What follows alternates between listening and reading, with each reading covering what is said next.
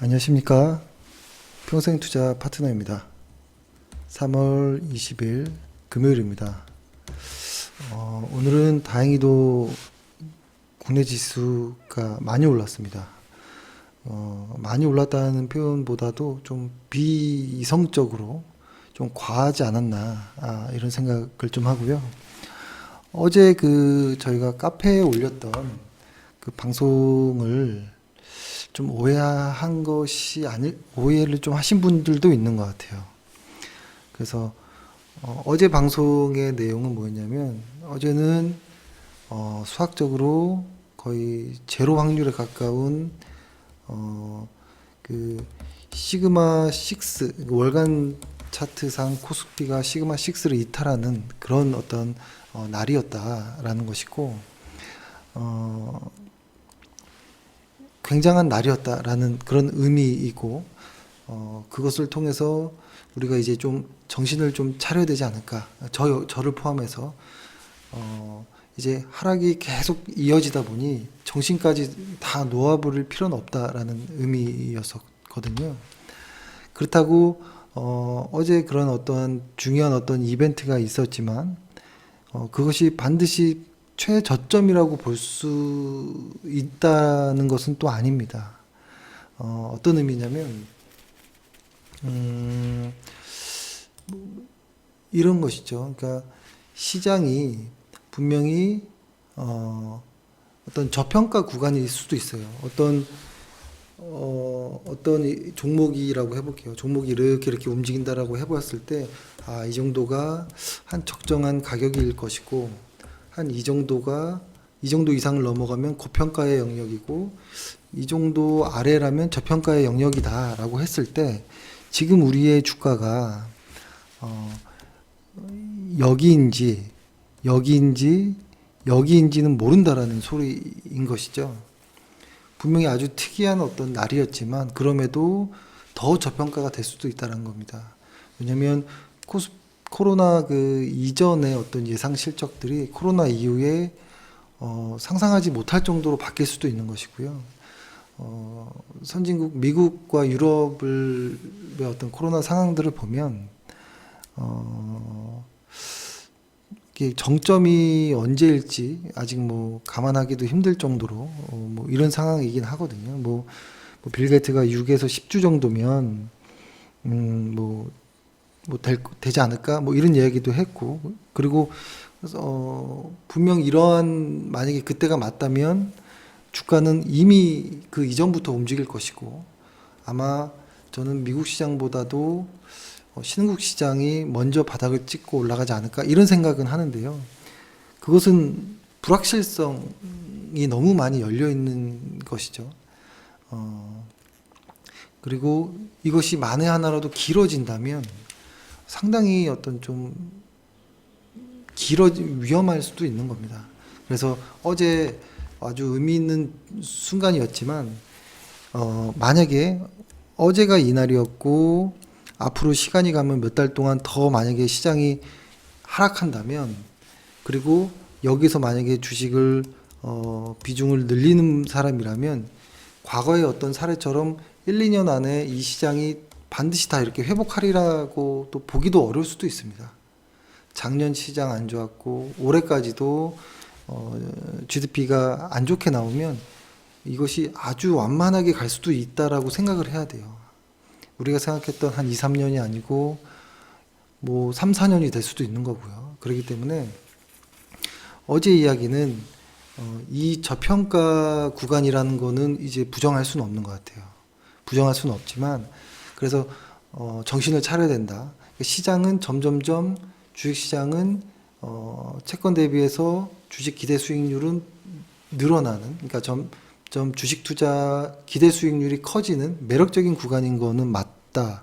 다만 어제가 최저점은 아니다라는 말씀을 드리고 싶습니다. 저도 이제 가끔 즐겨 찾는 사이트가 하나 있는데요.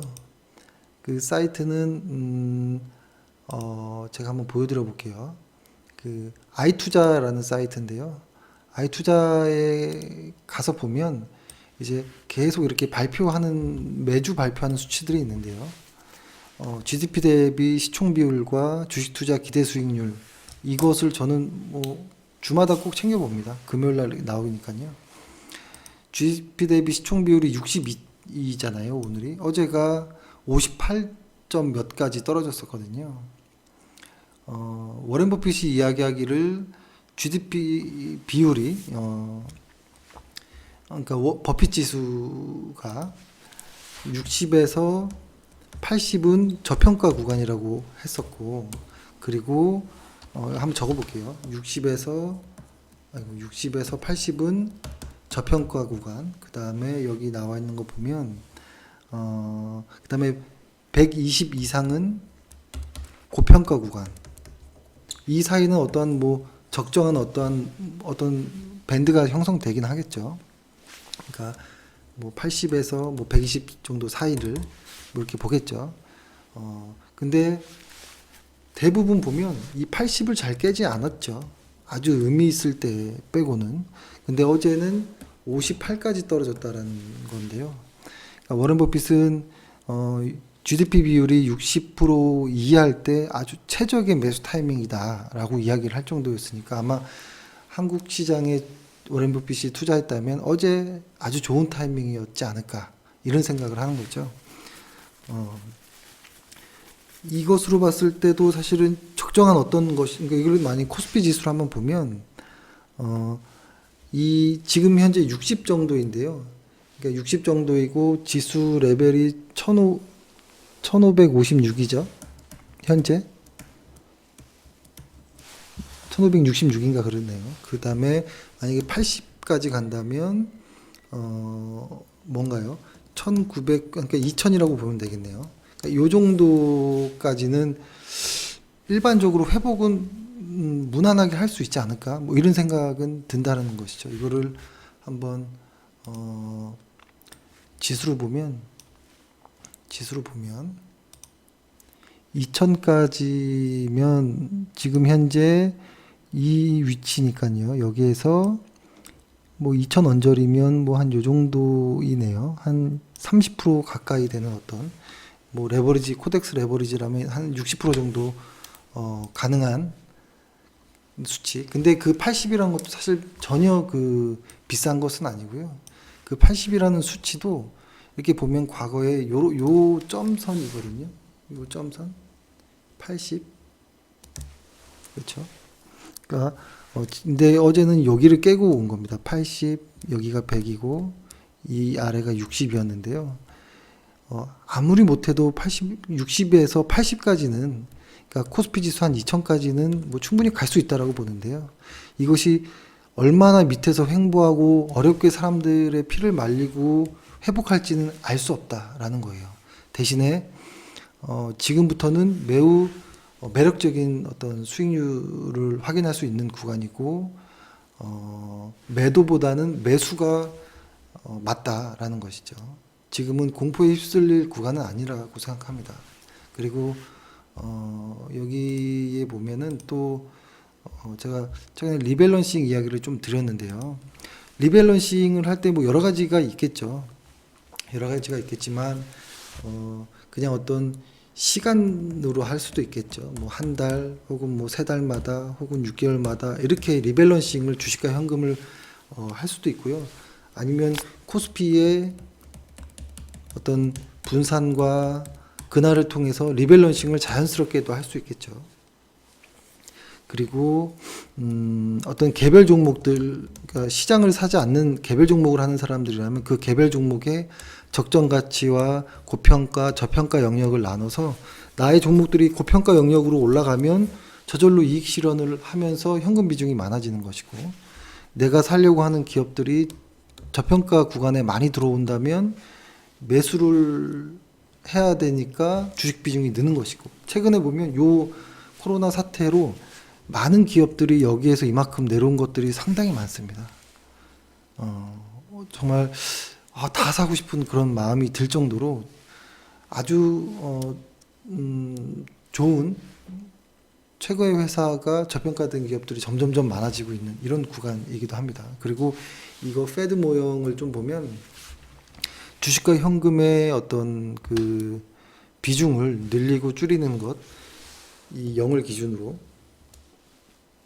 이렇게 스프레드를 보면서 뭐 하는 방식도 나오긴 하니까요. 이걸 좀 참고하셨으면 그 주식과 어떤 채권의 어떤 비율 이런 것들은 방법이 많습니다. 본인이 이해하고 실행할 수 있는 한도 안에서 하는 것이 좋다고 봅니다. 그래서 이것들을 한번 보여드리고요. 그러니까 지금까지 한국 시장을 이렇게 이야기를 했죠. 한국 시장이 코로나 이전에 요 언저리였다는 거죠. 뭐 80 뭐 요 언저리였는데 60까지 와버리는. 그러니까 저는 80 이하가 저평가 구간이라고 생각이 들긴 하는데요. 그러니까 지금 시장이 이랬던 거예요. 코로나 이전에 한 80 요 언저리였던 시장이었는데 80%, 80 몇 프로 막 이랬죠. 80 초반. 이것도 저평가인데 지금 더 빠져서 58까지 더 저평가가 됐다라는 거예요. 근데 이것이 더 안 빠질 수 있을까? 단언할 수는 없는 것입니다. 그렇기 때문에 만약에 매수를 한다면 시간을 두고 좀 계획적으로 추가 매수를 꼭 권해드리고 싶습니다. 권해드리고 싶고 지금 겁나서 매도하고 이런 건 아닙니다. 그리고 최근에 미국 시장 같은 경우에는 그러니까 시장의 어떤 바닥이라든지 어떤 고평가라든지 뭐 그러니까 이런 것들을 볼 때는 뭐 여러 가지 어떤 것들을 보는 게 있겠죠. 근데 그 중에서도 GDP 비율은 뭐라고 할까요? 그러니까 PER의 개념이 아닌 어떤 그러니까 상대 가격 가치 상대 가치가 아닌 절대 가치이기 때문에 저는 조금 더 보수적인 것 같아서 신뢰를 하거든요. 그러면 최근에 미국 시장 같은 경우에는 어땠을까라고 이렇게 보면 미국 시장 같은 경우는 코로나 이전에 그 비율이 제가 체크해 놓은 게 200이 넘었다고 합니다. 200%. 200%가 여기가 200%가 넘어간 수치였었습니다. 그러니까 한국 같은 경우에는 80에서 60으로 떨어진 건데 지금 얘네는 200에서 지금 빠져야 되고 있는 것이거든요. 근데 여기서도 그렇게 많이 안 빠졌습니다. 현재. 그게 제가 적어놓은 게 있는데 지금 찾지 못하겠는데 아마 한 140? 뭐 요 정도로 빠지었나? 그러니까 아직도 고평가일 수도 있겠다. 이런 생각을 하는 것이죠. 미국 시장 자체는. 그래서 미국 시장이 그렇기 때문에 아마도 워렌 버핏도 그러니까 과거에 2008년도에 보면 워렌 버핏이 시장이 막 빠져서 그 미국 시장이 GDP 비율이 60 아래로 내려왔을 때 이제는 사자 이런 이야기를 했었는데 최근에 코로나로 인해서 미국 시장이 막 빠져도 뭐 사자 이런 이야기를 안 하거든요. 근데 뭐 언론에서도 나와서 알겠지만 워렌 버핏의 어떤 현금이 상당히 많다라는 어떤 이런 뉴스들이 나왔잖아요.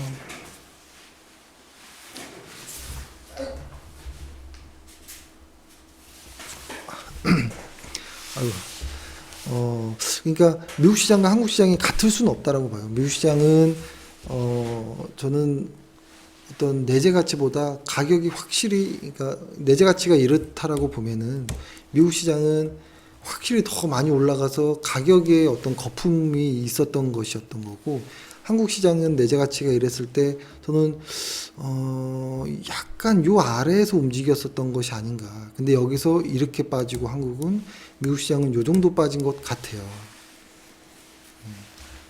그렇기 때문에 과거 10년 동안 미국 시장이 아주 좋았잖아요. 만약에 이번 사건 이후로 어떻게 회복될지 모르겠지만 저는 이제는 한국 시장이 이 내재 가치를 통해 이 향해서 이렇게 갈 거라고 봅니다. 얘네는 이렇게 갈 것이라고 보고. 그러니까 이런 것이죠. 이렇게 된다면 한 놈은 올라갔던 것이 떨어지면서 이렇게 갈 것이고 한 놈은 내려갔던 놈이 이렇게 갈 거라고 생각을 하는 것이죠. 그래서 저는 앞으로의 10년은 미국 시장보다 한국 시장이 좋지 않을까 뭐 이런 생각은 그냥 소설을 한번 써보긴 합니다. 그러니까 지금은 무서운 시기입니다. 근데 제가 어제 그 방송을 하고서 의미 있는 방송이었고 좀 정신을 차리는데 도움이 되는 저 자신이 도움이 되는 방송이었는데요. 그런데 오늘 좀 사실 놀랬던 것이 회원분도 일부 회원분들 아니면 회원이 아닌 분들도 이제 회사에 전화 와서 오늘 뭘 사야 되느냐, 뭘 팔아야 되느냐, 지금 막 올라가는데 매도해야 되느냐, 지금 올라가는데 추격 매수해야 되느냐, 좀 놀랬습니다, 사실. 어제 같은 경우, 많은 분들이 마치 지옥을 본 것처럼, 그렇게 저와 통화를 했었는데, 단 하루 지났는데, 전혀 다른, 여긴 천당이란 표현보다는 어떤 무슨 조금, 마치 좀 불나방 같은, 너무 좀 오늘 그런 모습이었습니다. 그리고 이것을 또 권하는 사람들도 있고요. 어떤 종목을 100% 사야 되고, 이거는 반드시 갈 것이고, 지금 코로나 쪽이 있으니까 어떤 진단 관련한 어떤 종목들을 이렇게 하는데요. 이런 변동성이 확 벌어진 시장은, 단기 매매는 쥐약입니다. 가장 위험한 거예요. 변동성을 이길 수가 없습니다. 이거를 하나 보여드려 보면 이게 빅스 지수인데요. 빅스 지수가 좀 며칠 빠졌지만 한 3일 전만 해도 82까지 왔습니다. 이제 고가로 따지면 84까지 왔었거든요. 84까지. 리먼 사태 때가 80 정도였으니까요. 이 말은 변동성 지수가 확 줄어들면서 어떤 심리적인 어떤 바닥권을 만들 수 있지만 변동성 자체가 커진 상황이기 때문에 여기서는 단기 매매를 한다는 거는 죽으러 가는 것일 수도 있습니다. 매우 조심해야 되고 권하지도 말아야 되고 누가 권한다고 하지도 말아야 되는 것입니다. 지금은 아주 관망하고 아주 마음 편하게 대신에 공포감을 제거하고 이제는 점점 굉장한 종목들이 저평가된 것들이 이제 많아지고 있기 때문에 이제 눈을 바짝바짝 뜨면서 현금을 최대한 만들게끔 노력을 하고 어떤 주변 상황들을 보면서 이제 준비를 하는 그런 과정이지 다 투자자라는 건 아니에요. 다 모든 거를 100% 하고 그런 의미는 전혀 아닙니다. 그리고 이제 저희는 저희 또 계획대로 이렇게 좋은 많이 하락할 때마다 코스피를 추가로 비중을 늘린다라고 말씀드렸는데 사실 그 방법은 권하지는 못하겠다. 다만 기다렸다가 그날이 나왔을 때 매수하시는 게 어떠냐 이렇게 말씀드렸는데요. 그럼에도 저희가 회사에서 무언가를 매수할 때는 텔레그램을 통해서 말씀드리겠습니다. 근데 그거를 권하는 건 아니에요. 그냥 쟤네 평투파 애들이 오늘 저렇게 하는구나 하면서 그냥 구경만 해보십시오. 그러니까 불구경하듯이 그냥 멀리 떨어져서 구경하시고 그날이 나왔을 때 그날이라고 말씀드리고 할 테니 좀 더 기다렸다가 그날에 어떤 무언가를 하는 것도 어떨까 라는 생각을 하고요. 아무튼 지금은 좀 뭐가 어떻게 실적들이 변경될지 몰라요. 이제 앞으로 줄줄이 3월이 낀 어떤 경제 지표들이 나올 텐데요. 엄청나게 형편없을 겁니다. 그때 또 변동성이 어떻게 될지 그리고 일본에서도 뭔가를 자꾸 이렇게 꽁꽁 싸매고 있는데 이것이 풀어졌을 때 어떻게 될지 또 중국도 어떤 내부 고발이라든지 이런 것들로 인해서 또 어떤 또 변동성이 생길지 아직은 너무 리스크가 있습니다. 근데 다만 지금 매도하고 이른다라기보다는 지금 이제 어떻게 하면 매수를 해야 되지 하면서 마음을 차분하게 먹고 기다리는 그런 것이라고 보고요. 그리고 또 하나 조심해야 될 거, 우리가 조심해야 될 거 뭐냐면 언론 매체인 것 같아요. 저같이 유튜브로 떠드는 사람들 그리고 TV에서 증권 전문가라고 하는 사람들 아니면 그냥 보통 일반 그 신문 뭐 어떤 뉴스들의 어떤 기사들, 자극적인 기사들 이런 것들이 지금 도를 지나치는 것 같아요. 점점점 매체들이 제목을 저렇게 뽑고 저렇게 과하게 어그로성으로 뽑고 안 창피할까? 그렇게 제목을 뽑으려고 열심히 공부했나? 언론고시를 그러려고 본 것인가? 뭐 이런 생각이 들 것 같아요. 본인들도. 근데 그것이 사실 이런 주식 투자자의 심리에는 상당히 안 좋거든요. 근데 그것이 그 심리가 실제로 실물로 연결돼 버리면 일 수도 있는 거기 때문에 좀 최대한 팩트만 좀 보려고 하시는 게 좋을 것 같아요. 그러니까 저는 언론의 어떤 장점도 있겠지만 단점도 있기 때문에 이것은 소비자가 구별해야 되고 아니다 싶은 것들은 철저하게 외면하고 뭐 좀 그래야지 좀 정화가 될 것 같아요. 지금 너무 심해지고 있다라는 생각이 들어서 이것으로 인해서 타이틀만 기사만 보는 분들이 오해하거나 이런 경우도 많을 것 같아요. 그리고 또 하나 최근에는 보니까 제가 아는 사람도 그렇고요. 현장에 필드에 있는 사람들, 현직에 있는 사람들도 보면 붕괴한다라는 이야기들이 있죠.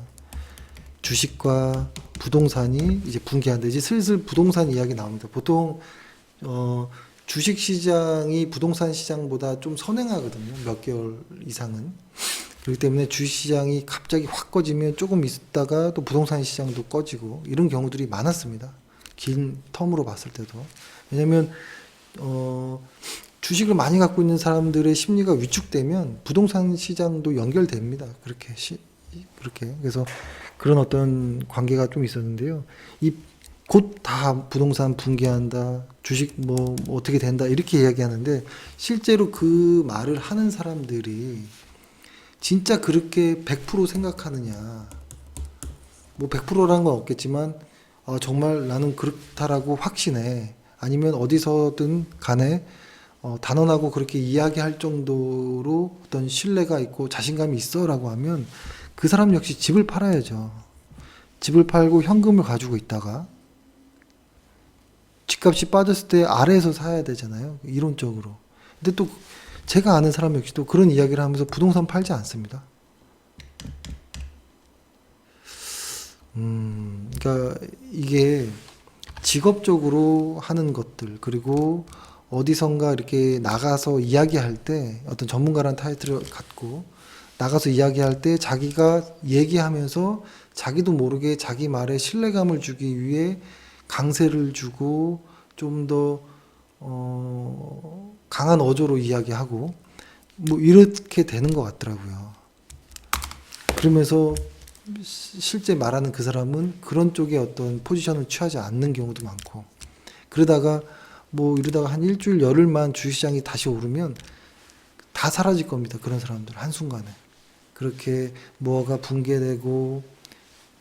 근데 그럴 수도 있습니다. 그럴 수도 있는데 그렇게 단언하듯이 이야기하고 마치 멸망할 것처럼 이렇게 이야기해서 그렇게 조장할 필요는 없는 것 같아요, 분위기를. 그래서 오늘 좀 정리를 해보면, 지금 분명 미국 시장은 저평가가 아닙니다. 아직도 그러니까 고평가, 적정 가격, 저평가라고 나눴을 때 요 언저리일 것 같아요, 미국 시장은. 근데 한국 시장은 여기에 와 있는 것 같거든요. 저평가에서도 아래 위치에 있는데 이것이 더 빠지고 갈지 바로 갈지 이건 아무도 모른다라는 것이고, 저평가이고 매력적인 구간이지만 조심해야 된다. 그리고 변동성 지수가 가장 극대화되어 있습니다. 지금 현재. 지금은 단기 매매라든지 뭐 이런 거를 철저히 피하셔야 돼요.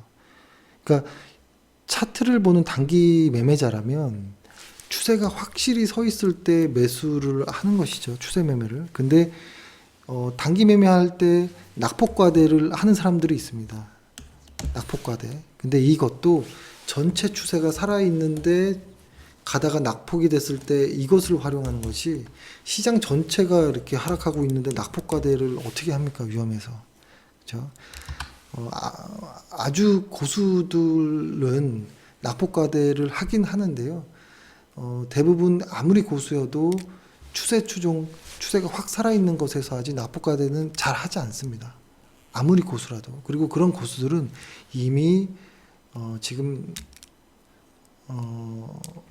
포지션들을 꽤 많이 줄여 있을 것입니다. 그리고 인버스라든지 매도 숏으로 포지션을 변경해 있는 상황일 거거든요. 근데 제 방송을 보는 사람이라면 그런 분들은 많지 않다고 봐요.